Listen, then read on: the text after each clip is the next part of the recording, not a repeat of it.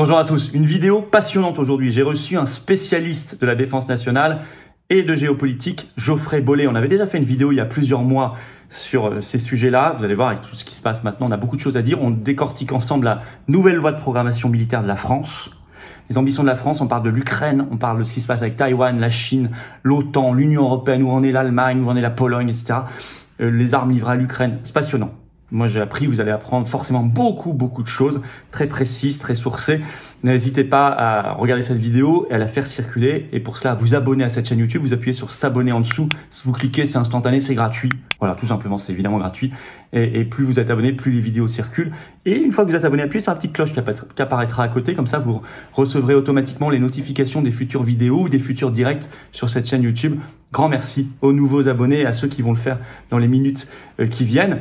Et puis, vous savez, jeudi 20 avril au soir, Tour de France de la Résistance, je suis dans le beau département du Pas-de-Calais. J'ai envie de vous voir. Il y a encore quelques places peut-être. Vous écrivez à référent 62, tout collé sans accent, @les-patriotes.fr pour réserver ou vous informer. La semaine d'après, jeudi 27 avril, je suis dans le Loiret. Vous écrivez à référent 45, @les-patriotes.fr. Pareil pour information et réservation. N'oubliez pas que la grande pétition nationale pour le rassemblement des souverainistes, elle est en lien sous la vidéo en description, qu'elle cartonne, qu'il faut la signer, la relayer si ça n'est pas encore fait. Et moi, je vous attends. Voilà. Ça, c'est la carte d'adhérent, carte orange, d'adhérent ou de réadhérent aux patriotes. Faut venir. Si vous ambitionnez la paix comme nous, si vous êtes d'accord avec ce qu'on dit dans cette vidéo, si vous voulez une belle France qui rayonne, qui soit libre, qui soit juste, vos libertés, nos libertés pour nous et les générations qui viennent, notre souveraineté de nation et de peuple, sortir de l'OTAN, sortir de l'Union européenne, il faut venir dans le combat. C'est un combat anti-oligarchique de résistance, il est magnifique, et vous serez magnifiquement accueillis, et en adhérant ou réadhérant, vous serez mis en relation avec des gens qui pensent comme vous près de chez vous, c'est automatique. Alors on est présent en métropole, outre-mer, à l'étranger, venez. Le lien pour adhérer et réadhérer, c'est le premier sous la vidéo en description. C'est un lien que j'ai mis également en commentaire épinglé, une petite fiche maintenant sur l'écran. Et en fin d'entretien, je vous le rappellerai pas, donc faites-le maintenant ou en fin d'entretien, vous pourrez également cliquer sur l'écran. Sous la vidéo en description, le deuxième lien est pour faire un don de soutien aux patriotes, nous permettant de financer nos actions, parce qu'on n'a pas reçu un centime d'aide publique jusqu'ici. Rien reçu, ni d'aide des banques bien sûr. On fait, ça coûte une fortune. Les dons supérieurs à 500 € d'ailleurs, on a mis des avantages spécifiques pour vous. Allez voir sur le site des Patriotes, mais dans tous les cas, c'est utile, c'est hyper vital. Et dans tous les cas, tout ça, dons, adhésion, est défiscalisé aux 2 tiers pour vous. Alors bravo aux donateurs, aux réadhérents de tout mon cœur. Bienvenue aux nouveaux adhérents Patriotes. Bon entretien et vive la France. J'ai le plaisir aujourd'hui de mener un entretien avec Geoffrey Bollé, spécialiste de la défense nationale notamment. Alors, vous le connaissez déjà parce qu'on avait fait une vidéo il y a quelques mois sur les questions militaires de défense. Et d'ailleurs là, on a une matière brute qui est la loi de programmation militaire, ça y est, on la connaît. On va partir de ça. Mais vous allez voir, on va partir aussi sur la Chine, sur l'Ukraine, un peu de diplomatie, de géopolitique, la place de la France dans le monde. On va parler d'Europe aussi, bien sûr, d'Union européenne. Je crois que ça va être un entretien où vous allez apprendre beaucoup de choses, moi aussi sûrement, et où on va parler de choses très importantes pour l'avenir de notre pays et de la paix dans le monde. Alors on va commencer, Geoffrey, par, merci d'abord pour cet entretien, on va commencer par ce qui est sorti tout récemment, c'est-à-dire la loi de programmation militaire qui s'étend pour les années... Donc là c'est 2024-2030. Voilà, 2024-2030. Donc 7 ans. C'est toujours sur 7 ans. Alors j'ai vu qu'il y avait un budget prévu de 413 milliards d'euros. Alors... c'est présenté, il y a déjà des analyses un petit peu nuancées, mais ça a d'abord été présenté comme un effort incroyable, une très forte augmentation du budget de la défense nationale, on va y revenir, et en même temps, les analyses plus récentes commencent à déchanter en disant il n'y aura pas de massification des armées, pour reprendre le terme.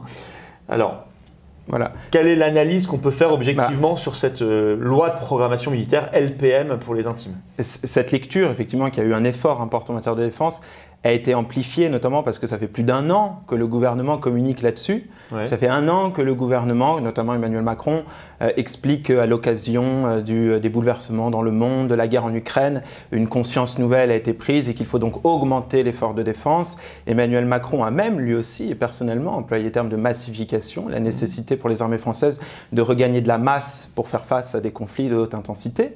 Donc on va dire que le gouvernement... Oui, parce que là je rappelle juste qu'un rapport parlementaire récemment a dit que nous avions une armée banzai. C'est-à-dire des bons matériels, mais on en a 1, 2, 10, 15. Ce qui est le cas, et on va spoiler tout de suite, ce qui sera encore le cas demain. Voilà, on va divulgacher tout de suite, ce qui sera encore le cas demain.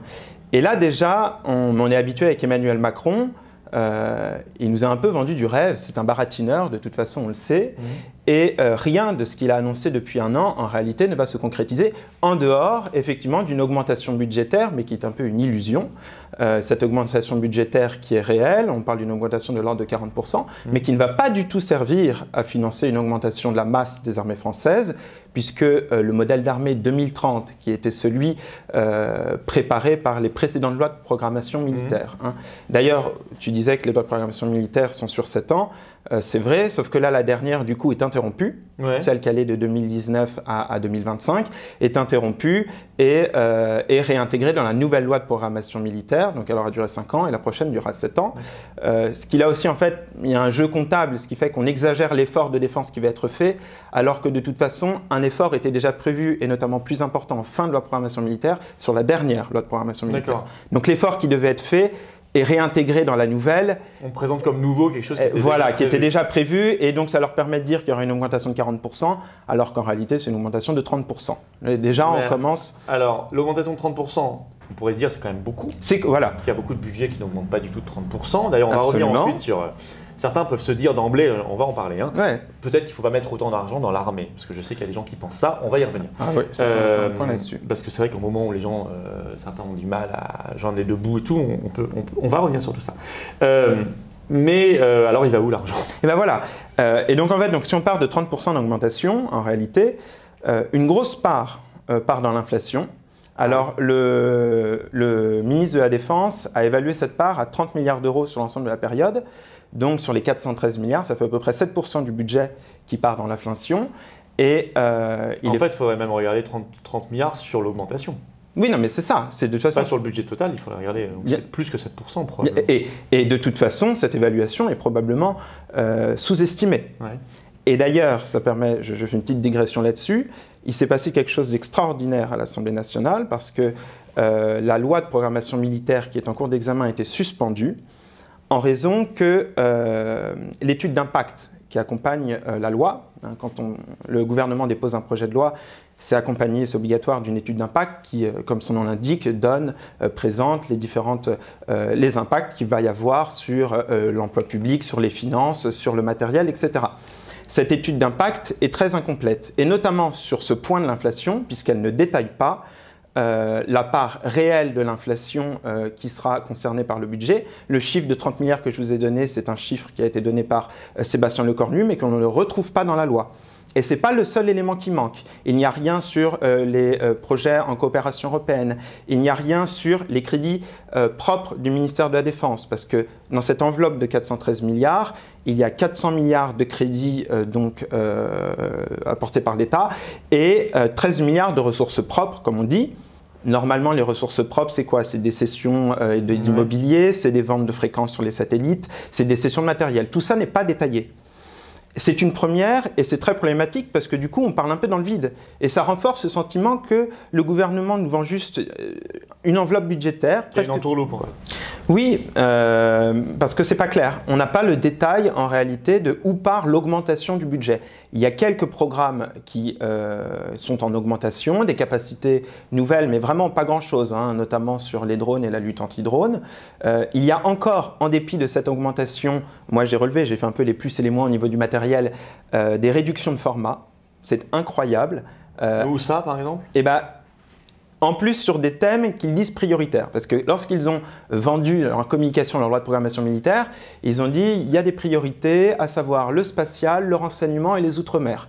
Et il se trouve que dans la case des moins, parce que je me suis vraiment amusé à regarder à l'horizon 2030 les dotations matérielles de l'armée française, dans la case des moins, vous avez par exemple, puisqu'ils nous ont dit que les grands fonds, la maîtrise de grands fonds était un enjeu, la Marine nationale, au niveau des bâtiments hydrographiques et océanographiques, va passer de 4 à 3. Moins 1, je note, c'est en baisse. Les avions de patrouille maritime et de surveillance maritime, qui sont pour un certain nombre prépositionnés dans les Outre-mer. Ils vont passer pour la patrouille maritime, c'est des Atlantique 2 de 22 à 18, moins 4, en baisse, et pour de surveillance maritime de 13 à 12, moins 1, alors que c'était censé être des priorités. Pareil sur les chasseurs de mines, quand on veut faire de l'exploration des grands fonds, ça peut aider. On passe de 8 à 6, très étonnant. Sur le spatial, ils nous ont dit pareil, priorité absolue, etc. On devait avoir 3 satellites d'imagerie spatiale, CSO, Je crois en plus que les 3 ont été construits. Et là, il y a une étrangeté dans la programmation militaire, que ce soit en dotation actuelle ou à l'horizon 2030, il n'est question que de 2 satellites. Sachant que, donc, soit il ne sera jamais lancé, soit il va être cédé à une autre puissance, j'en sais rien, mais il n'est plus dans le format initial. Donc pareil, une réduction alors que ça nous était présenté comme un secteur prioritaire. Donc oui, il y a du moins, il y a quelques plus, donc qui là, vont être forcément financés par la hausse. Je le disais dans les drones et sa corollaire, la lutte anti-drone. Et puis après, c'est très marginal. On va avoir 2 patrouilleurs de plus. On va passer de 19 au lieu de 17. Et c'est à peu près tout. Sinon, l'ensemble des autres programmes... Alors attends, l'ensemble des autres programmes, du coup, sont stables avec, en dépit, encore une fois, de cette hausse prétendue, un report. En revanche, les cibles, les objectifs cibles en dotation de matériel sont stables, mais un report des livraisons. Parce qu'il y a en ce moment, dans toutes les armées, un renouvellement du matériel, dans l'armée de terre, dans la marine, dans l'armée de l'air. Et il y a un report. L'armée de l'air devait passer au tout Rafale en 2030, ce ne sera pas avant 2035. 2035 ouais. Voilà. Le programme Scorpion de l'armée de terre, qui comprend les différents blindés qui remplacent les blindés actuels, sont tous décalés, mais tous décalés à l'horizon 2035 pour les dotations complètes. Et pareil pour la Marine nationale, les frégates de défense et d'intervention. Et là, notamment parce qu'on en a vendu à la Grèce, les objectifs sont décalés au-delà de 2035. Donc, quand on regarde le modèle d'armée 2030, qui était déjà celui prévu par les précédentes lois de programmation militaire, il est inchangé, vraiment, à l'exception de cette capacité nouvelle sur les drones et la lutte anti-drone. Donc, ça ne peut pas être ça qui absorbe... oui, mais alors, il y a un problème, parce que j'ai vu aussi que l'armée de terre espérait obtenir plus de chars. Elle en aura moins. Ce sera même moins, alors, en tout cas pas le cas. J'ai vu plein de choses. Là, ce que tu dis, même des réductions de format à certains endroits, bon, à part 2 patrouilleurs, c'est ça en plus. Oui, voilà, la colonne des plus, c'est assez maigre. C'est quand même pas les 2 patrouilleurs et les drones qui vont absorber cette hausse. Donc, où va l'argent en fait? Alors, donc, l'explication, l'inflation, et ensuite, en réalité, on paye le sous-investissement des années précédentes. C'est-à-dire que ce modèle d'armée 2030 qui est minimaliste, eh bien, cette loi de programmation militaire apporte en fait les financements minimums pour atteindre les objectifs de ce modèle d'armée minimaliste.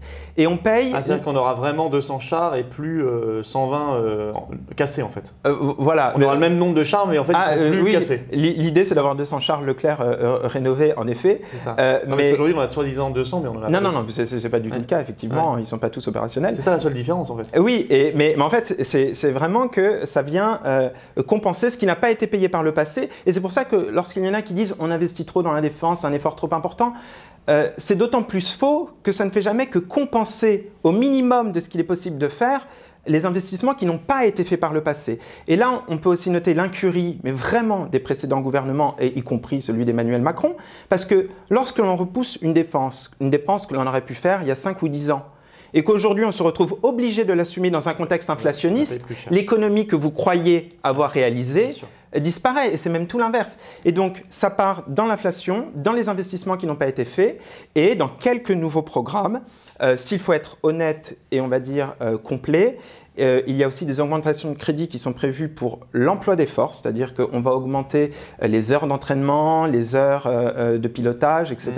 Ce n'est pas une mauvaise chose en soi. La seule chose qui me chiffonne, c'est que moi j'ai l'impression qu'un arbitrage a été fait entre la dotation en matériel et l'emploi des forces, en faveur de l'emploi des forces. Si on se donnait tous les moyens qu'une puissance comme la France doit se donner pour sa défense, on n'aurait pas à faire cet arbitrage. On aurait et la dotation en matériel et l'entraînement.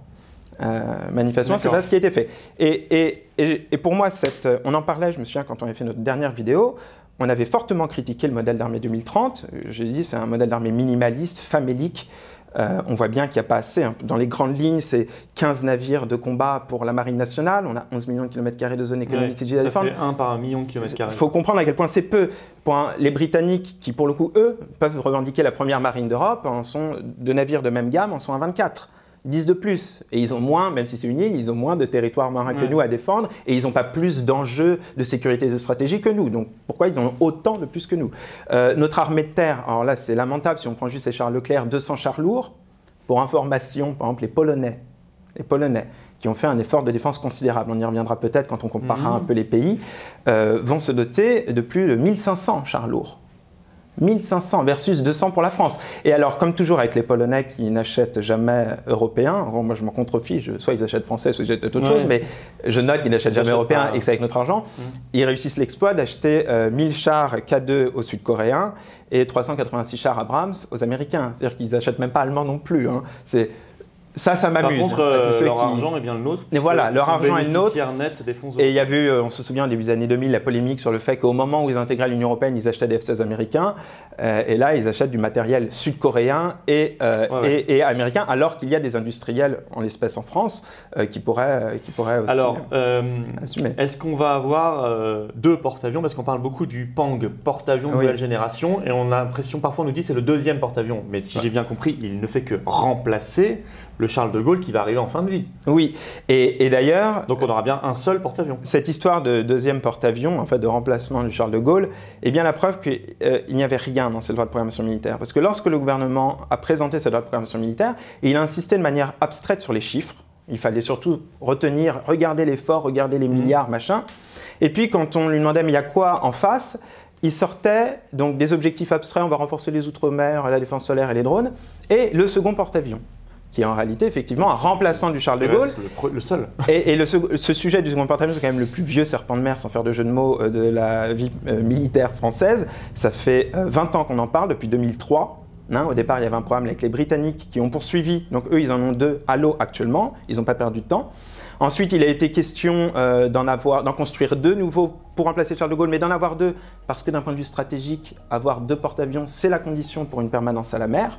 Autrement, on a toujours les mêmes polémiques tous les 5-6 ans. Qui est en panne, voilà. Et puis, ou en rénovation. De toute façon, il n'y a plus rien à la mer. Il y a des périodes de carénage obligatoires, donc ça veut dire que pendant des périodes auxquelles on ne peut pas échapper, on n'a plus de capacité aéronavale de projection, c'est ce qui est problématique. Et donc, rien, alors qu'il y a une augmentation soi-disant sans précédent, rien de tout cela n'a été tranché dans le bon sens.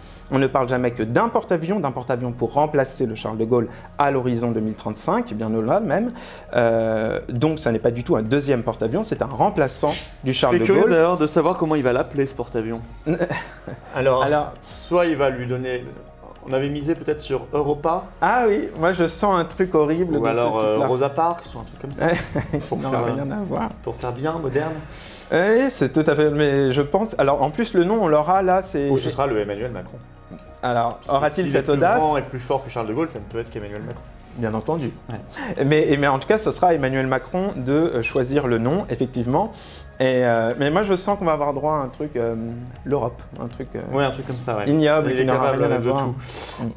Ça, c'est très intéressant. Alors, je voudrais savoir... non, d'abord, je voudrais qu'on réponde à une petite question, parce que c'est beaucoup d'argent, malgré tout, même si on ne comprend toujours pas où il va. Enfin, pas bien, en tout cas. Et j'ai vu des articles fleurir dans la presse récemment en disant... assez vicieux d'ailleurs. Hein. Oui. Retraite ou armée, il va falloir choisir. Et je remarque que tous ceux qui écrivent ces articles, c'est toujours des journalistes du système. Bien sûr. Et des gens pourraient se dire, y compris des gens proches de nos idées, de bonne foi, pourraient se dire mais oui, on n'a pas besoin de mettre cet argent, il faut le mettre dans les retraites. Alors, je voudrais savoir ce que tu en penses. Moi, d'abord, je voudrais quand même dire, qu'il ne faut jamais distinguer. Moi, il y a 3 choses qui impose qu'on investisse dans la défense. C'est de l'argent très rentable. Oui. C'est une industrie qui produit beaucoup d'emplois, beaucoup d'innovations en France et de haute qualité et qui fait travailler beaucoup de PME aussi. 2, cet arbitrage est un piège. Il n'y a pas besoin de faire croire qu'on n'a pas d'argent pour les retraites alors qu'on sait que cette réforme, on ne va pas revenir ici sur la réforme des retraites, on va l'expliquer 150 fois. Et elle ne se justifie pas comptablement, elle peut parfaitement être financée. Les retraites sont financées en France en réalité, c'est qu'on organise le système pour qu'elles ne le soient pas. Donc il ne faut surtout pas rentrer dans ce piège. 3, je voudrais quand même dire que la défense, c'est lié à la politique d'un pays. Et donc, si on est attaché à ce que la France ait une voix dans le monde, puisse défendre ses intérêts, ne soit pas embarquée dans les guerres des autres, y compris dans une guerre mondiale, elle doit avoir du dur pour faire valoir ses arguments, et le dur, ça s'appelle l'armée. Ça s'appelle la puissance, voilà, le hard power, comme on dit, la réalité de la puissance. Et donc ça, c'est très important. Et 4, enfin, moi je suis persuadé que si on a une armée famélique, un jour vous aurez un Macron ou successeur qui viendra à la télé vous dire « Écoutez, on n'a plus d'argent pour la défense nationale, je vous propose qu'on passe à une armée européenne. » Et alors là, c'est le piège du piège du piège. Si la Commission de Bruxelles a une armée, là on aura beaucoup de mal à faire le Frexit. Ah bah, t'as absolument tout dit. Donc non, mais je voulais quand même faire cette petite mise au point. Ceci dit, je voulais quand même, par exemple, t'interroger sur l'industrie de défense que tu connais bien. Est-ce que effectivement un euro investi dans l'industrie de défense, ça rapporte beaucoup? Et peut-être que tu peux ensuite enchaîner, parce que je voulais te poser la question. On en est où dans cette loi de programmation militaire sur les programmes, notamment le SCAF, l'avion européen avec l'Allemagne et l'Espagne, ou le char, j'ai vu qu'il y avait un problème sur le char, que les Allemands ne voulaient plus trop le faire avec nous finalement. On en est où là? Voilà. Alors, pour compléter juste ce que tu disais avant, pour relativiser cet effort qui est aussi, à cause de la communication du gouvernement, présenté comme important, actuellement, on ne dépense pour notre défense que 1,9 point de PIB. On n'a toujours pas atteint les fameux 2% qui sont un objectif minimal pour avoir une défense acceptable compte tenu de tous les objectifs que tu viens de tracer. Les 2%, ils seront atteints en 2025. Sous Charles de Gaulle, c'était 4-5%. Mais oui, et d'autres pays, on y reviendra, la Pologne, je la cite beaucoup, approche des 4%. Les États-Unis ne sont pas loin des 4% aussi. Il n'y a pas de raison qu'on ne soit pas capable, puisque c'est un pourcentage, de faire un effort comparable. Donc déjà, 2% du PIB, ce n'est pas pour tout de suite, hein, c'est pour 2025. Et au regard des dépenses sociales dans l'ensemble, les dépenses sociales, c'est 30% du PIB. Donc c'est profondément malhonnête de comparer, de mettre déjà en concurrence. De toute façon, c'est des dépenses qui sont différentes. Je veux dire, bien sûr qu'on a besoin de financer la retraite, mais on a aussi besoin d'un outil de défense performant. Bien sûr. C'est pas l'un ou l'autre. C'est pas l'école ou la santé. C'est les deux. Ça n'a pas de sens. Et surtout, je veux dire, ne soyez pas impressionnés par les chiffres. Je vous rappelle que, enfin, toi tu l'as souvent relevé, on a dépensé 600 milliards pour le Covid en un an et demi pour rien. Et que là on va faire 413 milliards en 7 ans. En 7 ans, et ce qui ne nous place pas du tout en termes d'efforts. C'est vrai que ça nous fait juste une petite vague Covid. En fait. Mais oui, c'est une petite vague Covid. Et ça ne nous place pas du tout en termes d'efforts financiers, quand bien même il y aurait cette hausse de 30%, dans la fourchette haute des efforts qui sont faits partout dans le monde en matière de défense, parce que ça ne vous aura pas échappé. Le monde, nous, on a toujours fait cette analyse, on n'a jamais cru aux dividendes de la paix. Le monde est instable, le monde est dangereux, il l'est de plus en plus, et les enjeux de défense sont cruciaux. Et si les autres pays... Nous, il faut aussi qu'on tienne notre rang. La France est un pays monde. C'est un pays monde qui doit tenir son rang. 12 millions de kilomètres carrés d'espace maritime, qu'on a ces territoires magnifiques d'outre-mer. Dans tous les océans, des populations à protéger. Du Conseil de sécurité de l'ONU, qu'on ait une puissance nucléaire. Enfin, il y a plein de raisons. Historiquement, mais c'est aussi vraiment une question de rang. C'est même pas du prestige pour du prestige, c'est une question de rang. Dans un monde qui est dangereux, il faut pouvoir tenir son rang si on veut être respecté. Sinon, on est esclave. Et je vous rappelle qu'on ne pense pas aux autres pays. Des fois, je pense aussi peut-être par manque d'intérêt ou de connaissances, les Français, si non, c'est bon, on a la première armée d'Europe, on est content. C'est faux, on n'a pas la première armée d'Europe. Vous avez les Britanniques qui sont possiblement devant nous, que ce soit en termes d'efforts financiers ou de composition de leur marine. Vous avez les Allemands qui, maintenant, en termes de budget, nous rattrapent. Vous avez les Polonais qui ont fait des investissements dans l'armée de terre, qui vont leur donner une puissance de feu que nous n'avons plus depuis la guerre froide, honnêtement, c'est assez impressionnant. Vous avez des pays auxquels on pense moins, la Turquie. La Turquie est en passe d'avoir une marine nationale, certes elle n'a pas encore de porte-avions, en tonnage semblable à la marine française. Elle nous gratte, elle nous rattrape petit à petit. Et je veux dire, il y a plein de choses auxquelles on ne pense pas, mais on n'est pas du tout dans une position de force. Et donc il est essentiel, dans une logique de puissance, à moins de renoncer totalement à la France, mais c'est effectivement le projet de certains. Ah mais moi je pense que derrière ça, on est entraîné dans les guerres des autres. On n'est pas respecté et en tant que peuple, on le vit concrètement comme un peuple esclave. Bien sûr. Et donc pour répondre, sur l'industrie de défense. Le SCAF et le char. Voilà, parce qu'on n'a pas parlé effectivement dans la loi de programmation militaire. Donc le SCAF, c'est l'avion qui est censé remplacer le Rafale, voilà. Mais qui sera plus 100% français, mais qui sera avec les Allemands et les Espagnols. Exactement. Et normalement sous conduite française. Et le char, je ne sais plus comment il s'appelle. MGCS, c'est l'anglais. Là, il est sous conduite allemande et il est franco-allemand, c'est ça? Et il est censé être franco-allemand. Et il remplacerait le Leclerc, donc il ne serait plus français non plus. Voilà, et puis c'était censé être un partage industriel à 50-50, mais les Allemands ont ramené un nouvel industriel. Donc on va rentrer dans le détail de ces deux projets. Effectivement, il n'y a rien dans la programmation militaire là-dessus. Hein, c'est ce qui expliquait les problèmes donc, sur l'étude d'impact insuffisante. Donc ce n'est pas sur la programmation militaire malheureusement qu'on peut se baser pour en parler. Mais donc en début d'année, ils ont lancé la phase 1B du programme SCAF, donc le futur remplaçant du Rafale, et avec un partage industriel donnant à Dassault la maîtrise d'œuvre sur l'avion, sachant qu'il y a d'autres systèmes. Même si on ne peut pas se satisfaire de cette maîtrise d'œuvre en tant que telle, parce que d'autres composants, de toute façon, vont être à la responsabilité des Allemands et des Espagnols. Et donc, on sera toujours dans ce problème qu'on avait dépeint dans les programmes en coopération, que si l'un des trois acteurs soit fait défaut, soit n'est pas à la hauteur, soit change politiquement, soit ne suit pas... Soit veut bloquer. soit veut bloquer, et c'est pour ça que je parle de changement politique, on ne sait pas du tout ce qui peut se passer dans les autres pays, alors ce programme qui est majeur pour notre sécurité, majeur pour notre développement industriel, majeur pour vraiment l'avenir des armées françaises et de notre industrie aéronautique, peut être bloqué. Et là, la perte, elle sera considérable. D'autant que dans un programme en coopération, pour l'instant, donc là on est à la phase 1B, c'est juste la phase du démonstrateur. Ensuite viendra la phase industrielle, mais pas tout de suite, où il y aura à nouveau un round de négociations où probablement à nouveau les Allemands vont faire un chantage, et ils feront ce chantage d'autant plus facilement que nous, on ne peut pas se permettre de ne pas avoir cet engin. Alors que eux, oui. Parce que eux, en parallèle, s'équipent d'avions américains, alors que nous, non. Donc, on se met dans les mains des Allemands pour rien. Voilà, on va nous forcer finalement à s'équiper en matériel américain à la fin, parce qu'on n'aura plus le choix. Ah, si jamais les Allemands, on n'aura plus notre avion. Si les Allemands nous bloquaient intégralement sur le SCAF, ce qui est théoriquement possible à terme, soit Dassault réussit la prouesse de tout reprendre à son compte, sachant qu'elle va quand même avoir cédé des éléments de l'avion, donc je ne vois pas comment ce sera possible. Moi, en tout cas, ce serait possible aujourd'hui de tout reprendre encore. Ça sera beaucoup plus difficile dans 10 ans. Normalement, nous savons le faire tout seul. Et c'est ça. On pourrait le faire plus vite, moins cher, rester ensuite maître sur nos exportations, parce qu'il y aura aussi très important le sujet d'exportation. Maintenant, si on est en coopération avec d'autres pays, on devra avoir leur accord pour exporter. Exactement. Ce sera un énorme problème. C'est d'autant plus que les Allemands n'ont pas la même politique d'exportation Absolument pas. Que nous. Et là, j'ai entendu sur le char, j'ai entendu que les Allemands finalement avaient un peu envie de faire leur propre char. Ça, c'est et donc, ils sont en train de nous planter. On va se faire avoir encore sur toute la ligne. C'est tout récent là. C'est tout récent. Ils ont dit on est capable de le faire tout seul, on va peut-être le faire tout seul. C'est tout récent. En fait, ils commencent à envoyer des signaux que, compte tenu de la guerre en Ukraine, nous on a un industriel national qui a une offre très bonne avec son nouveau Léopard 2.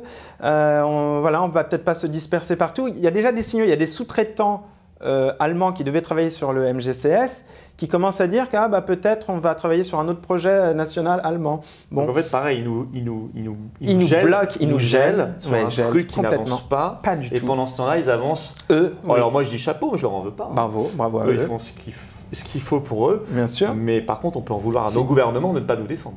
Et en plus, ce qui est... De nous trahir même, on peut dire. Et c'est que des fois, ils font mine d'en avoir conscience. Il y a eu cette année, en début d'année, en fin d'année dernière, une espèce de prise de conscience. Il y a eu pas mal d'articles dans la presse sur « Ah bah tiens, le couple franco-allemand, en fait, c'est pas tout à fait ce que l'on croyait. Ouais. Les Allemands nous la mettent à l'envers en permanence. » Donc on a cru qu'il y avait un début de prise de conscience. Et en réalité, sur les sujets les plus stratégiques, notamment en matière de défense, on continue comme si de rien n'était. Je pense que parce que... Pareil sur le marché européen d'électricité. Mais bien sûr. L'Allemagne a bloqué et on n'en parle plus. Et parce que Macron est, je pense, bloqué par son idéologie européiste, de toute façon.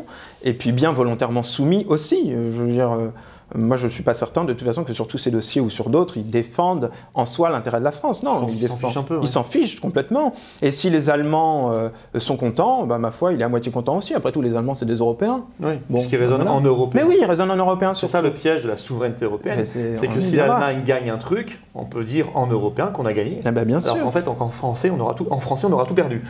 Voilà. Ça, il faut bien que les gens comprennent ce que ça veut rien dire. Quand vous envoyez des usines en Europe de l'Est, l'Europe, elle est souveraine, elle les a, ces usines. C'est la France qui les a plus, c'est tout. C'est ça. Donc c'est hallucinant. Une usine de France qui délocalise en Pologne, c'est bien en européen. En européen, c'est très bien. C'est pas très bon en français. Voilà. C'est bien la preuve que, contrairement à ce qu'il a dit en Chine, va beaucoup raisonner en européen. Il a eu cette expression hallucinante en Chine en parlant de la souveraineté jumelle. Il disait l'indépendance française est jumelle de l'indépendance européenne. Là, on vient de faire la démonstration que non. C'est l'inverse. Puis ça n'a rien à voir. Mais ça, c'est très orwellien, c'est-à-dire qu'on brouille tous les concepts et tous les mots pour que les gens ne puissent plus raisonner, qu'ils n'y comprennent plus rien, et que les raisonnements soient impossibles. Et ça marche d'ailleurs, parce que la presse raisonne maintenant totalement faux, dit n'importe quoi. Justement, on parlait de l'Allemagne. L'Allemagne a annoncé qu'elle voulait mettre 100 milliards, créer un fonds d'investissement spécial de 100 milliards pour son armée, et a annoncé qu'elle voulait avoir la première armée d'Europe. C'en est où? Parce que j'ai lu aussi qu'elle avait du mal à dépenser ces 100 milliards. Oui, alors elle a du mal, mais on vient de faire la démonstration que nous, c'est pas plus clair non plus. Nous, c'est même pas qu'on a du mal d'abord, on n'a encore rien dépensé du tout.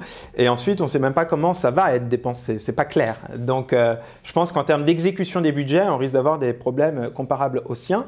En attendant, reste que ce qui a changé, c'est que l'Allemagne affiche maintenant une ambition nationale militaire. Et ça, c'est nouveau, parce qu'on nous avait toujours... C'est pas hyper rassurant, ça. Déjà, par rapport à l'histoire de France, ça n'est pas rassurant. Et l'histoire de l'Allemagne Ça n'est pas rassurant du tout. Mais surtout, toujours pour endormir les Français, on leur a un peu vendu, avec la construction européenne, à l'Allemagne l'euro, à la France le nucléaire, sous-entendu à la France la puissance militaire. À l'Allemagne l'économie, à nous la politique. Oui, des trucs comme ça. Et puis nous, c'était le sous-entendu, c'est la puissance militaire, c'est chez nous. Et maintenant, 30 ans plus tard, l'Allemagne qui a effectivement assis sa puissance économique sur l'Europe, parce qu'elle clairement tire bénéfice des politiques économiques européennes et pour cause puisque c'est elle qui les mène, est en train de développer le dernier levier de puissance qui lui manquait, à savoir une puissance militaire. Et quand le gouvernement allemand, en la personne donc, du chancelier Scholz, ouvertement dit « on a l'ambition de faire la première armée conventionnelle d'Europe », et ils nous font juste la grâce de dire conventionnel parce qu'ils n'ambitionnent pas encore de se doter de l'arme nucléaire. D'ailleurs, le fait qu'ils le précisent, maintenant, quand j'y pense, est louche. Peut-être qu'ils ont un programme caché aussi. Ça, c'est tout à fait nouveau. Et la différence, c'est que les Allemands, ils ont plus de marge, j'allais dire, financière pour réussir cette mutation que nous. S'ils veulent devenir la première armée d'Europe, ils ont clairement les moyens financiers de le devenir. Et donc, c'est très inquiétant, d'autant qu'ils ont une assise industrielle. Ils ont, en tout cas pour l'industrie terrestre, mais même aéronautique en réalité, ils ont une assise industrielle qui s'est renforcée d'une part par tout ce qu'ils ont piqué à la France, et même dans les secteurs de pointe, on l'a vu dans le spatial, ils cherchent à récupérer la propulsion des fusées Ariane, ils nous ont aussi, dans ces domaines de pointe, piqué des trucs. Mais ils ont même leur propre base de lancement maintenant. Ils vont Nord, pour des micro-lanceurs. Si, oui, c'est ça, mais puis de toute façon, après, ils ont des accords avec d'autres pays. Mais je veux dire, ils y ont travaillé. Ils n'ont pas annoncé ça comme ça. En réalité, c'était préparé de longue date. Ils se sont assurés d'avoir, on va dire, la base industrielle nécessaire pour maintenant monter en puissance. Et ils affichent des ambitions politiques, militaires qui sont tout à fait nouvelles, qui devraient nous inquiéter, qui contestent nous, notre hégémonie militaire que l'on pensait avoir, mais que l'on n'a en fait jamais vraiment eu. Mais bon, peu importe. On s'est beaucoup, je pense, peut-être par chauvinisme, endormis sur nos lauriers, alors qu'il y avait des efforts réels à faire.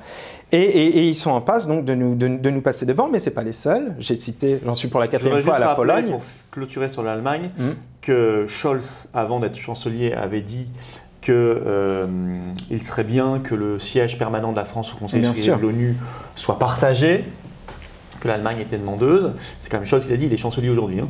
Je crois qu'il l'a dit il n'y a pas longtemps, en 2020 ou 2021. Oui, absolument. Ouais. Et il n'y a pas longtemps, je ne sais plus quel haut responsable allemand a dit on va soulager la France de sa dépense nucléaire, on peut contribuer au financement de l'arme nucléaire française. En contrepartie, évidemment, on aura notre mot à dire. Bah, évidemment. Mais ils sont gentils, ils veulent nous aider à financer. Non, mais je rappelle quand même, donc ça montre quand même qu'ils ont une stratégie nationale. Ils ont une stratégie très claire nationale, ils affichent leurs ambitions. Et ce qui est effrayant, c'est que nous, on n'en tire pas les conséquences. Il y a eu, je vous ai dit, un semblant de prise de conscience à cette époque-là, quand on parlait de la fin du mois de débat politique, mais ça, débat médiatique, c'est tout. Oui, c'est tout. Au niveau des dirigeants, au niveau de la classe politique, il n'y a absolument rien. Et c'est très inquiétant parce qu'il faut réagir. Il faut réagir. Quand un pays affiche l'ambition, il faut avoir sa propre stratégie. Et puis, donc la Pologne aussi, maintenant, veut nous passer devant. Et la Pologne, qui a annoncé donc elle un doublement de son effort militaire.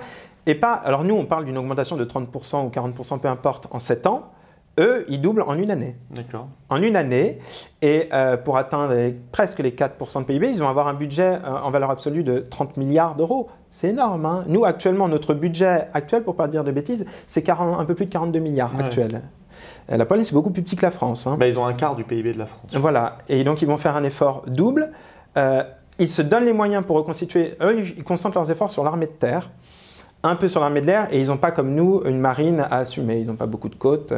Non, mais ils auront peut-être des annexions territoriales à assumer bientôt. Alors, ça ne leur donnera un petit peu toujours pas de côtes maritimes. Non, mais ils semblent intéressés par les territoires en Ukraine. Mais je pense qu'il faut le dire, parce que quand la Pologne dit que... Franchement, la puissance de feu qu'elle va acquérir quand elle aura eu les livraisons de ces blindés sud-coréens et américains, plus des HIMARS américains, ces lance-roquettes, en plus du matériel vraiment performant pour le coup. Hein.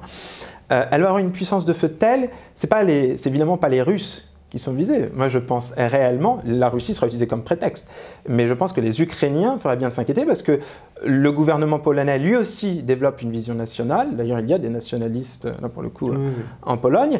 Et ils ont le rêve d'une grande Pologne qui inclut des territoires en Ukraine qui sont historiquement polonais. Ils ne sont pas autant impliqués en Ukraine pour rien. Mais non, on ne sait pas, nous, on ne dit pas non plus pour nous de fantasmer sur ce que pourrait faire la Pologne, mais c'est une réalité historique qui maintenant s'associe à une réalité géopolitique. La Pologne va avoir une armée extrêmement puissante. dans une partie de l'Europe qui est très instable du fait de la guerre en Ukraine. Et on ne sait pas du tout comment ça peut se passer. Il n'y a même pas besoin d'être agressif vis-à-vis de l'Ukraine pour la Pologne. Il lui suffira de dire l'Ukraine agressée par les Russes n'est plus en mesure d'assurer la sécurité, donc nous allons rentrer en Ukraine pour notre propre sécurité, dans le respect des Ukrainiens. Mais on ne sait pas ce qui peut se passer. Alors justement sur l'Ukraine, quid des armes françaises envoyées en Ukraine? Parce qu'on a parlé des canons César qui ont été envoyés. Je crois qu'il y a d'autres, pas des chars, des petits chars, enfin des chars légers. Alors, il ne faut pas minimiser ce qu'on a envoyé parce qu'en fait, c'est des très bons chars, alors, les AMX 10 RC. C'est intéressant de le dire. Et ça, c'est pris, parce qu'on ne sait jamais trop dit, le gouvernement est flou aussi là-dessus. Bien sûr. C'est pris sur l'armée française? Complètement. Ou sur quelque chose qu'on produit pour l'Ukraine? Non, à quelques exceptions près. C'est pris sur le quota du matériel opérationnel de l'armée française. Parce que on n'a pas de stock. Mais quand on parle de stock, ce n'est pas simplement des munitions. On n'a pas de stock de matériel non plus. Après, je crois qu'on a 2 jours de munitions. Oui, c'est grotesque, un petit peu plus. Mais c'est. J'avais eu 2 jours. Non, mais peut-être 3. Moi, je crois que c'était en semaine. 2 semaines. Bon, allez, mais peu importe. Okay. Mais de toute façon, on n'a pas de stock, parce que et en plus, ça a été conçu. C'est pas on n'a pas de stock. Non, ça a été pensé comme tel d'un fonctionnement des armées françaises à flux tendu. Ce qui est stupide, mais en plus, c'est à la fois les munitions, on n'a pas de stock de munitions, mais on n'a pas davantage de stock de matériel. Or, lorsque vous faites une guerre de haute intensité, lorsque l'on prétend calibrer l'armée française pour une guerre de haute intensité, c'est pour ça que moi je suis indigné par ce modèle d'armée 2030, que la loi de programmation militaire avec ses 40% d'augmentation ne change pas d'un iota, c'est que si vous êtes dans une guerre de haute intensité, vous allez avoir des pertes de matériel. On le voit, ce qui s'est passé en Ukraine. Les pertes sont massives, c'est des milliers de blindés qui ont été perdus par les Russes et par les Ukrainiens. Une fois que votre matériel donc, est supprimé, ce qui arrive dans une guerre de haute intensité, si vous n'en avez pas en stock de ce matériel, c'est pour ça que je vous dis que ça ne concerne pas que les munitions, pour vous la guerre s'arrête. Et donc pour vous la guerre est perdue. Et donc c'est pour ça qu'on ne peut pas produire aussi vite. C'est pas que les munitions. Il ne faut pas partir du principe que notre char ne sera jamais détruit. Votre char, c'est bien d'avoir 3-4 charges d'obus, mais enfin si votre char il est détruit, il est détruit. Si vous n'avez pas derrière, vos obus ne servent à rien. Il faut les deux. Il faut des stocks de munitions et de matériel. Et donc qu'est-ce que l'on a donné à l'Ukraine? On a donné des AMX 10 RC qui fonctionnent, parce qu'à la différence des autres pays... Ça, c'est des chars Alors c'est des chars légers. à roues. C'est des chars à roues. Ouais, on peut considérer qu'ils sont légers, mais enfin c'est quand même un beau canon. Et surtout, tout le matériel que je vais citer, je vais aller vite, mais c'est du matériel qui fonctionne. Alors que les pays d'Europe de l'Est qui gargarisent d'avoir donné, ils ont donné des vieux stocks issus de l'Union soviétique qui pour la plupart fonctionnent mal ou pas du tout, donc ça ne sert à rien, ça encombre les Ukrainiens plus qu'autre chose. Nous, ce que l'on a donné, c'est du matériel fonctionnel puisqu'on n'a pas de stock, et donc c'est évidemment pris intégralement sur le quota des matériels utilisés par l'armée française, et c'est pour ça qu'il y avait de grosses réticences des militaires, puisque, comme je vous l'ai dit, on a très peu à la base, on est squelettique, donc on donne des morceaux d'os, là. Réellement, c'est pas du muscle que l'on donne, c'est de l'os. Et donc, on a des AMX 20 quand même, on a des lance-roquettes unitaires, on n'en avait que 11 à la base, on en a donné 2 systèmes. Vous voyez les chiffres, c'est dérisoire, 11, c'est grotesque. Des Césars, alors les Césars, les fameux canons, là, on en a prélevé 18. C'est le seul équipement où on a réussi à augmenter les cadences de production et où on va dire on va réussir à compenser dans les temps ce qui a été pris à l'armée française. Mais c'est quand même 18 canons, plus 6 canons TRF-1, ils sont tractés, ils sont un peu moins bien, mais ça reste du matériel efficace. 60 véhicules avant blindés. On a aussi donné du matériel de pointe, un radar de Thales GM200, on n'en produit pas tous les jours des radars comme ça. Donc ça, on en a donné un. Tout ce qui est défense sol-air, c'est du matériel pareil, issu de l'armée française et de bonne technologie, des Crotale NG, nouvelle génération, des Mistral, un système Mamba, le fameux Mamba avec des missiles Aster. Alors là, j'ai pas compris, j'ai beau avoir fait mes recherches, il y a un système qui a été donné parce qu'il est fabriqué par les Français et les Italiens. Donc Français et Italiens ont donné ensemble un système. Est-ce qu'il est issu intégralement de l'armée française ou de l'armée italienne? On n'en sait rien. Est-ce qu'ils ont prélevé la moitié d'un système français et la moitié d'un système italien? Là, moi, j'ai pas eu l'information. Toujours est-il que c'est forcément un système qui a été prélevé sur l'une ou l'autre des armées ou sur les deux. Donc en fait, ça commence à faire une liste importante. Et évidemment, des obus, des munitions et des munitions complexes. Et là, pareil, on n'a pas les montants. Mais comme on avait très peu de stock à la base, on s'est forcément désarmé pour les livrer. Forcément. Et des milliards. Et des milliards pour financer les fonds européens à côté, bien évidemment. Donc, mais on a réellement pris sur le quota de ce qui fonctionne dans l'armée française et c'est ce qui fait que certains militaires important de le dire, ont émis des protestations. C'est jamais clairement dit. Non, c'est jamais clairement dit. Alors, c'est intéressant parce que donc là, Macron a totalement obéi à Zelensky, à la logique de l'OTAN, à la logique américaine. S'impliquer comme ça jusqu'à désosser une armée qui est déjà à l'os. Pour les beaux yeux de qui pas d'intérêt de la France, on en parle suffisamment sur cette chaîne. Nous n'avons pas d'intérêt à être impliqués comme ça en Ukraine. Ça ne sert même pas les intérêts de l'Ukraine parce qu'elle les pousse à la guerre permanente. Ça prolonge la guerre. Ça prolonge la guerre et c'est contre d'ailleurs le peuple ukrainien qui subit des pertes à cause de ça. Bien sûr. Alors qu'il faudrait commencer à négocier. Et puis par contre, ça sert l'intérêt, on l'a déjà dit 100 fois, de faucons américains qui ont un plan, qui ont un plan très clair pour casser le lien entre la Russie et les pays européens, etc., etc. Donc quand on voit ça, le niveau de soumission de Macron sur cette affaire ukrainienne, et qu'on voit ce qui vient de sortir sur la Chine, en disant il faut que, alors on va y revenir parce qu'il n'a pas dit la France, il a dit il faut que l'Europe ne soit pas alignée sur la position américaine, il parlait de Taïwan, et il faut avoir notre propre vision, etc. Bon, ça fait un peu rire parce qu'on se dit le type est extrêmement aligné sur tout le reste, absolument tout le reste, y compris l'Ukraine. Et là, d'un coup, il ne faudrait plus être aligné, donc pas hyper crédible. Non, aucune crédibilité. Moi, je pense que ça n'a aucune crédibilité, parce que je pense qu'il y a un lien très clair dans la politique américaine entre la Russie et la Chine, et que si on est aligné sur l'un, on sera aligné sur l'autre. Et deux, en plus, et ça quand même, qu'est-ce que tu en penses? Il n'a pas dit, il ne faut pas que la France, il ne faut pas que l'Europe, donc l'Union européenne, on va dire, ne soit alignée, ce qui change tout. Ah ben bien sûr. Non, mais cette histoire, en fait, c'est toujours ces lubies sur la souveraineté européenne. Parce que les premiers pays qui lui ont répondu, c'est les pays européens. Mais bien sûr. L'Allemagne, la République tchèque, les pays baltes lui ont dit non, non, nous on est alignés. Donc ça montre juste qu'il n'y a pas un seul pays en Europe qui partage la vision d'Emmanuel Macron, pour autant que l'on puisse définir correctement cette vision, parce que c'est quand même très souvent confus, c'est très contradictoire. Là, il semble tenir des propos qui pourraient être intéressants sur le fait de ne pas suivre les États-Unis. Donc, indépendamment du fait que ça n'est pas du tout cohérent avec ce qu'il dit sur d'autres sujets qui sont pourtant liés, qui nous dit qu'il ne va pas tenir le discours demain. Je veux dire, que ce soit sur les sujets de politique étrangère ou de politique intérieure, moi j'aime bien rappeler toujours l'exemple de ce qu'il avait dit sur le Covid, il n'y aura jamais de vaccin obligatoire, et après avec la même conviction, il annonce le pass vaccinal.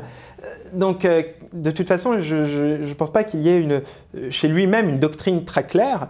La seule constante, s'il devait y en avoir une, c'est sur cette vision un peu mythifiée de l'Europe. Voilà, il faut faire de l'Europe quelque chose. Il nous parle de projets communs sans jamais définir quel serait... C'est drôle, une Union européenne pas alignée sur les États-Unis, c'est juste très drôle. Parce que quand on regarde l'orientation de la Commission, l'orientation de l'immense majorité des pays qui font l'Union européenne, surtout depuis l'élargissement à l'Est, par nature, c'est aligné sur les États-Unis. C'est fait pour ça d'ailleurs. Complètement. Et du coup, ça a fait réagir tout le monde parce que, en plus, quand bien même l'Europe devrait en tant que telle avoir une position là-dessus, ce serait une position alignée sur les États-Unis. Si Chirac avait raisonné en termes d'Europe en 2003, on serait allé dans la guerre d'Irak. Mais bien sûr, complètement. Et c'est ce que lui ont rappelé les autres pays européens qui ont protesté contre sa position, en lui disant d'ailleurs qu'il n'avait aucun mandat pour parler au nom de l'Europe. C'est quand même bien de le rappeler parce que la presse française ne le fait jamais. Elle considère que c'est très bien, que c'est le rôle du président français de parler au nom de l'Europe. Alors que non, mais j'ai l'impression même que dans la presse française, que ce soit écrit France ou Europe, c'est pareil. Oui, et puis une confusion totale. Non, aucune réflexion derrière. Alors que c'est à la France de ne pas être suiviste des États-Unis sur aucun des deux dossiers. J'étais sur un plateau sur CNews ce matin et on parlait de ça et ils ont passé un extrait du discours de Phnom Penh de Gaulle qui disait, pour comparer, en disant Macron dit exactement ce que disait De Gaulle à l'époque. Il ne faut pas s'aligner sur les Américains, etc. Et ils ont passé justement un extrait où Macron a dit 5 fois il faut que la France ait sa voix indépendante, ne soit pas alignée, il faut que la France ait ça. Et moi j'ai fait remarquer sur le plateau, j'ai dit attendez, la grosse différence déjà c'est que De Gaulle parle de la France. Il n'a pas dit une fois le mot Europe. Mais voilà, et point. En fait, il n'y a même pas besoin d'aller plus loin. C'est vrai, mais les journalistes ne remarquent même pas. Alors que c'est essentiel. C'est essentiel. Qu'est-ce que c'est que ce président qui parle en permanence de puissance européenne, de souveraineté européenne, alors qu'il n'est pas capable de développer la puissance française et d'assumer la souveraineté française, qui de fait n'existe plus. Et sur ce sujet-là, il faut vraiment avoir conscience que s'il devait exister un jour une souveraineté européenne, une puissance européenne, cela signifierait qu'il n'y a plus de souveraineté et de puissance française. Donc, il n'y aurait plus de puissance française et que cette souveraineté européenne serait nécessairement alignée sur les positions américaines. Et ensuite, sur ce qu'elle défendrait réellement, de toute façon, qu'il n'y aurait plus d'intérêt stratégique français, et bien sûr, ce serait totalement autre chose. Donc, Parce que c'est De Gaulle aussi qui disait le seul fédérateur possible en Europe, ce sont les États-Unis d'Amérique. Mais ça c'est très intéressant. Et d'ailleurs, et son analyse est si juste. De toute façon, je ne sais pas trop sur quoi De Gaulle s'est trompé, mais qu'on le voit aujourd'hui. Aujourd'hui, ça continue à s'appliquer aujourd'hui. La seule chose qui exactement unit les Européens, c'est dans leur manière de suivre les États-Unis sur des grands sujets internationaux. Et l'Europe ne s'est jamais comportée autrement que comme un supplétif finalement de la politique américaine. Les institutions européennes en tant que telles, en tout cas. Je pense que c'est fait pour ça même. Mais c'est fait pour ça. Et donc c'est très dangereux de voir que nos gouvernants, parce que Macron n'est pas le premier à nourrir ses lubies, même si c'est lui qui va le plus loin en tout cas dans le discours, c'est très fatigant. Fasse perdre l'énergie de la France, détourne complètement les Français, parce que de toute façon il y a un énorme problème de réflexion intellectuelle en France, il y a une grande confusion qui s'est installée, plus personne ne comprend rien. Oui, mais c'est fait exprès ça aussi. Mais bien sûr c'est fait exprès. Européenne, tout ça. On mélange les concepts, on brouille tout, il n'y a plus de repères, il n'y a plus de réflexion possible. On met un sigle légal entre souveraineté européenne et souveraineté française, alors que l'une suppose la disparition de l'autre. Donc c'est pas un signe égal, c'est un signe anti-égal qu'il faudra mettre normalement. Et donc on a l'impression que si on défend la souveraineté européenne, c'est qu'on non, on ne défend pas la souveraineté française. Donc c'est très très inquiétant. Et surtout, donc on perd notre énergie, il n'y a pas de conscience politique comme dans d'autres pays pour faire renaître la France, renaître la puissance française, l'indépendance française, qui doit être la seule chose qui doit motiver normalement un dirigeant français. Et on revient à notre sortie de l'OTAN et au Frexit. Et au Frexit, mais inévitable. Inévitable. Mais sur Macron, vraiment, par contre, après, n'accordons pas trop de crédit, parce qu'on l'a dit, et on ne peut pas suivre ce qu'il dit, personne, il irrite absolument tout le monde, les Français comme les étrangers. Oui, il dira l'inverse demain. Et il dira, mais je suis certain qu'il dira très vite l'inverse, y compris donc sur Taïwan. Comme au début de l'Ukraine, il disait qu'il fallait parler avec Poutine, etc. Et je crois que ça fait 8 mois qu'il ne l'a pas eu au téléphone. Mais bien sûr. Et finalement, on se retrouve parmi les plus gros pourvoyeurs d'armes. Et puis même, il y avait les failles, ça t'en as déjà parlé dans tes vidéos qui sont sorties du Pentagone, où on est aussi le plus gros pourvoyeur de forces spéciales en Ukraine. Bien sûr. Il n'y a aucun débat politique en France là-dessus, alors que c'est très grave, parce que là, c'est de l'implication directe. Bien sûr. En conclusion, est-ce que tu as le sentiment que dans les armées françaises et dans, on va dire, l'écosystème de défense en France, donc l'industrie défense y compris, il y a quand même une volonté d'aller dans le bon sens? Est-ce que tu as l'impression qu'il y a quand même une prise de conscience, quelque chose qui, peut-être Macron passant, ira peut-être demain vers quelque chose de meilleur? Du côté industriel, oui. D'autant qu'ils ont à nouveau là bien résisté, parce qu'il y avait tous les discours sur l'économie de guerre. C'est vrai qu'on n'en a pas parlé de cela. Et les industriels, ils ont dit « Ok, économie de guerre, vous êtes gentils, mais passez-nous des commandes ». Et là, les industriels, ils font le travail en disant « Mais attendez, c'est quoi cette loi de programmation militaire avec des crédits en hausse ?» et avec un maintien du format tel que prévu par le modèle d'armée 2030 et même des réductions de programmes et des étalements de commandes et de livraisons. Et ils disent, nous, si vous voulez qu'on passe en mode économie de guerre… Ils poussent dans le bon sens. Quoi. Ils poussent dans le bon sens. Parce que, et je veux dire, pour le coup, là, c'est même des raisons économiques. Je veux dire, il y a un moment, si vous voulez… Parce qu'effectivement, en fait, notre industrie produit de tout. Mais c'est presque du grand artisanat, des fois. Il n'y a pas encore de chaîne de montage massive, comme on pourrait l'imaginer dans une usine, une méga-usine, etc. Et pour cause, puisque les commandes de l'armée française ne sont pas assez importantes en volume. C'est pour ça qu'il fallait… C'est échantillonnaire. Donc, si vous voulez que l'industrie passe en mode économie de guerre, il faut nécessairement que l'armée française passe elle-même en mode format de guerre. Et ce qui n'est absolument pas le cas, on l'a dit sur la haute intensité, on ne sera pas capable d'assumer une guerre de haute intensité avec ce format d'armée. Donc, il y a une conscience, j'en suis certain, nationale dans l'industrie de défense. Il y a eu des initiatives des industriels pour relocaliser un certain nombre de productions. Et là, on en parlait dans la dernière vidéo qu'on avait fait ensemble. On avait exactement dénoncé que la France ne produisait plus de corps de bombes, d'obus, de poudre, de munitions. C'est vrai. Et eh bien, ils viennent d'annoncer la relocalisation d'une filière, ce ne sera pas suffisant pour satisfaire tous les besoins, mais la filière va revenir, de poudre pour les obus, de corps de bombes, et notamment de bombes lourdes, d'1 tonne, qu'on achetait jusqu'à présent aux États-Unis, et de munitions, mais alors malheureusement, les munitions gros calibre, pas encore les munitions petits et moyens calibre, ça il n'y aura toujours pas, ce qui est un gros manque. Parce que pour le coup, voilà, l'arme de pointe du soldat qui n'est déjà même plus, l'arme de base du soldat qui n'est déjà même plus française, c'est que maintenant on a commandé des fusils allemands pour remplacer les FAMAS. Première fois depuis 300 ans. Et bon, ces fusils vont continuer à être alimentés de munitions qui ne sont pas fabriquées en France, ce qui pose un problème, le même problème que pour tous les autres armements. Il suffira qu'il y ait un jour un problème, une guerre intense qui nous oblige à envoyer des soldats qui utilisent des munitions et qu'ensuite on ne puisse pas satisfaire le renouvellement et on se retrouve bloqué dans le conflit. Donc les industriels, oui. Les militaires, en revanche, je suis un peu plus inquiet. On n'a plus le général de Villiers en chef d'état-major des armées. L'actuel chef d'état-major des armées, le général Burkhardt, j'ai vu ses déclarations, il accompagne très docilement le gouvernement. Je crois qu'ils ont été échaudés par ce qui s'est passé, quoi. Je pense. Et alors, général Burkhardt, en plus, peut-être pas un mauvais militaire, mais pour l'anecdote, quand moi je travaillais au ministère de la Défense, à l'époque il était colonel et il était porte-parole de l'état-major des armées. C'est un communicant. Et ça se voit. Donc, défendre. Je veux pas préjuger sur ses intentions, mais c'est plus tout à fait, de mon point de vue, la même trempe des précédents, en tout cas généraux. Donc, en tout cas dans les états-majors. Mais bon, donc les industriels, je suis assez confiant. Je trouve qu'il y a de bons réflexes. Ils font la bonne pression, ils sont bien organisés.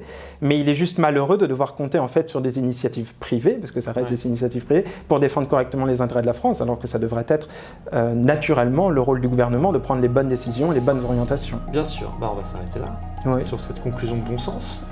Évidemment, ça devrait être au gouvernement de défendre l'intérêt de la France et le bien commun, et de ne pas faire exactement l'inverse.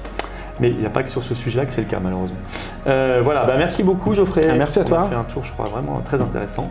Et à bientôt.